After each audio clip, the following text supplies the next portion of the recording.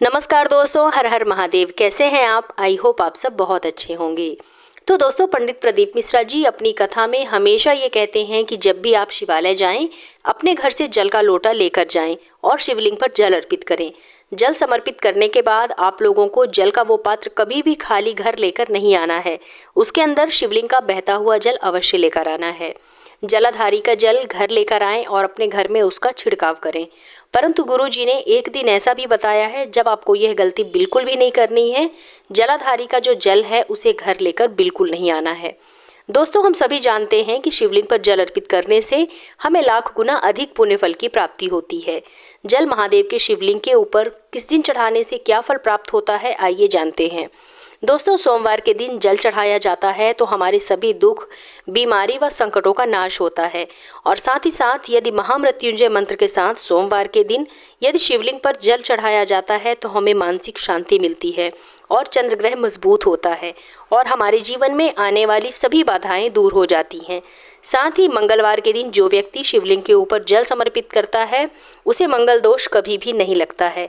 खास तौर पर लाल चंदन डालकर जल समर्पित करने से तत्काल दोष खत्म हो जाते हैं और मनोकामना तुरंत पूर्ण हो जाती है। तो मंगलवार के दिन शिवलिंग पर जल चढ़ाने से रोग शांत होता है, कर्ज से मुक्ति मिलती है और किसी भी तरह के यदि मांगलिक दोष होते हैं वो सभी दूर हो जाते हैं। इसके बाद बुधवार के दिन शिवलिंग पर जल समर्पित करने से वैवाहिक जीवन में आने वाली सभी प्रकार की बाधाएं दूर हो जाती हैं और बुद्धि से जो संबंधित रोग होते हैं, मस्तिष्क से संबंधित रोग होते हैं, वो सब खत्म हो जाते हैं। बौद्धिक विकास अगर किसी का नहीं हो पा रहा है, मन विचलित रहता है, तो बुधवार के दिन हरी मूंग डाल करके, दूर्वा डाल करके यदि शिवलिंग पर जल अर्पित करें तो आपके जीवन की समस्त बाधाएं दूर हो जाती हैं। साथ ही अब बात करते हैं गुरुवार की। तो गुरुवार के दिन जल चढ़ाने से व्यक्ति को अच्छी शिक्षा प्राप्ति होती है और सभी कार्यों में सफलता मिलती है। पति बच्चों की दीर्घायु के लिए ये दिन बहुत अच्छा माना जाता है। इससे एकाग्रता भी बढ़ती है।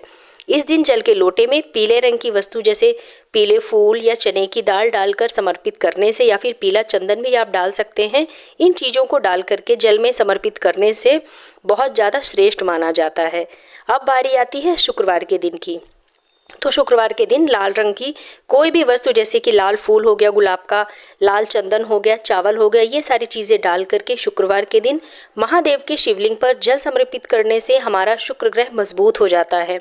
कमल गट्टे का जल समर्पित करने से जीवन में धन समृद्धि से संबंधित सभी प्रकार की परेशानियां समाप्त हो जाती है। तो शुक्रवार के दिन जल समर्पित करने से हमें ये सारे लाभ प्राप्त होते हैं। अब बात करें शनिवार की। तो जो लोग शनिवार के दिन जल में काला तिल डाल करके महादेव के ऊपर समर्पित करते हैं तो उससे पितृ तृप्त होते हैं, शनि संबंधित सभी परेशानियां दूर होती हैं और अकाल मृत्यु उस परिवार को कभी छू भी नहीं सकती है। अब बात करते हैं रविवार की। तो रविवार के दिन जो व्यक्ति शिवलिंग पर जल समर्पित करते हैं उनके ऊपर माता लक्ष्मी की विशेष कृपा होती है और सूर्य देव की कृपा भी प्राप्त होती है। और इन सभी दिनों में नवग्रहों की कृपा प्राप्त करने के लिए आपको प्रतिदिन शिवलिंग पर जल जरूर अर्पित करना चाहिए, क्योंकि हमारे शास्त्र कहते हैं कि सभी नवग्रह शिवलिंग के आसपास ही विराजमान होते हैं। तो आपको प्रतिदिन शिवलिंग पर जल जरूर अर्पित करना चाहिए, क्योंकि शिव जी के सभी दिन माने गए हैं। परंतु आप सभी जानते ही होंगे कि शिवलिंग के ऊपर जल समर्पित करने का एक विधान होता है। जब भी आप एक लोटा लेकर के जाएं तो पूर्ण रूप से घर से ही जल का एक लोटा आपको भर कर ले जाना है, इस बात का ध्यान रखना है। और श्री शिवाय नमस्तुभ्यम कहते हुए सबसे पहले गणेश जी के ऊपर जल समर्पित करना चाहिए, उसके बाद कार्तिकेय जी के ऊपर जल समर्पित करना है, फिर माता अशोक सुंदरी पर जल समर्पित करने के बाद आपको उसी जलाधार से माता रानी के जो हस्त कमल है उसके ऊपर समर्पित करना है, फिर शिवलिंग के ऊपर आपको जल समर्पित करना है। यही सही विधि होती है शिवलिंग पर जल समर्पित करने की। साथ ही लोटे में बचा हुआ जल नंदी जी के ऊपर डालना अति श्रेष्ठ माना जाता है। तो आप सभी भी इस विधि से शिवलिंग के ऊपर जल जरूर समर्पित किया कीजिए। निश्चित रूप से आपको जल समर्पित करने का पूर्ण लाभ मिलेगा। साथ ही यदि आप सभी के घर पर शिवलिंग विराजमान है तो हमारे शास्त्र कहते हैं कि जिस घर में भी शिवलिंग विराजमान होता है उस घर में दिव्य ऊर्जाएं निकलती है, वह पूर्ण रूप से शांत होती हैं। कहा जाता है कि चाहे आपके घर में छोटा सा ही शिवलिंग क्यों ना विराजमान हो, आपको उस पर प्रतिदिन जल अर्पित जरूर करना चाहिए। कई घरों में क्या होता है कि शिवलिंग पर जल अर्पित नहीं करते हैं। वो लोग शिवलिंग तो स्थापित कर लेते हैं लेकिन प्रतिदिन शिवलिंग पर जल समर्पित नहीं करते हैं, ऐसे शिवलिंग रख दिया जाता है। यह गलती आपको बिल्कुल भी नहीं करनी है, क्योंकि इससे उल्टा दोष उत्पन्न होता है और आपको पाप लगता है। मात्र 1 अंगूठे के बराबर शिवलिंग आपको अपने घर में स्थापित करना चाहिए। इस बात का भी आप सभी ध्यान जरूर रखें। साथ ही इस बात का भी ध्यान जरूर रखें कि जब भी आप शिवलिंग पर जल समर्पित कर रहे हैं तो उसकी छींटे आपके ऊपर ना आए। कहने का मतलब है कि बहुत ज़्यादा ऊंचाई से शिवलिंग पर जल समर्पित नहीं करना चाहिए। सरल तरीके से एक धार में धीरे धीरे शिवलिंग पर जल अर्पित करना चाहिए सभी व्यक्तियों को। श्री शिवाय नमस्तुभ्यम महामंत्र का जाप करते हुए शिवलिंग की ओर निहारते हुए जल समर्पित करना चाहिए।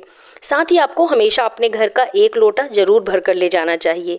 जो जल होता है वो तांबे के लोटे में अगर आप ले जाते हैं तो वो बहुत ज़्यादा श्रेष्ठ माना जाता है। कांसे का लोटा भी आप ले सकते हैं, लेकिन जो तांबे का लोटा है उसमें इस बात का ध्यान रखना है कि आपको दूध मिश्रित जल लेकर नहीं जाना है, क्योंकि ये जहर के समान माना जाता है। आइए अब जानते हैं कि किस दिन शिवलिंग पर जल समर्पित करने के बाद जलाधारी का जल घर लेकर के नहीं जाना है।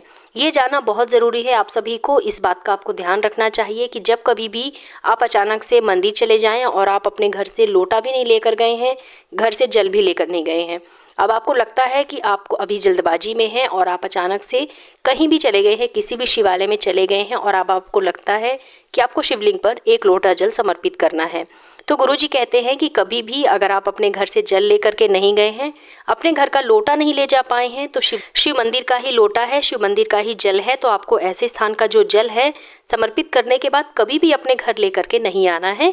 इस बात का विशेष ध्यान रखें, क्योंकि आपने अपनी तरफ से शिवलिंग पर कोई मूल्य नहीं चुकाया, किसी भी तरह का आपका अपना कुछ भी नहीं है।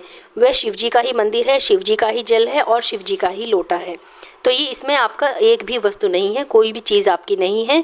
आप सिर्फ समर्पण भाव से बिना कुछ ले जाने की इच्छा से जल समर्पित करेंगे, तो आपको केवल इस जल को खाली मंदिर में बैठकर ग्रहण करना है। आप ये जल ग्रहण कर सकते हैं, लेकिन भूल से भी इस जल को आपको अपने घर लेकर के नहीं आना है। इस बात का विशेष ध्यान रखना है। तो दोस्तों, उम्मीद करती हूँ कि आप लोगों को मेरा आज का वीडियो ज़रूर पसंद आया होगा। अगर वीडियो पसंद आए तो इसे लाइक कीजिए, अपने फ्रेंड्स एंड फैमिली के साथ ज़्यादा से ज़्यादा शेयर कीजिए, और अगर आप मेरे इस चैनल पर पहली बार आए हैं तो मेरे चैनल को सब्सक्राइब करके बेल आइकन ज़रूर प्रेस कर लीजिएगा, जिससे कि आपको मेरे नए वीडियो की नोटिफिकेशन सबसे पहले प्राप्त हो। तो मिलते हैं अपने नेक्स्ट वीडियो में, तब तक के लिए हर हर महादेव।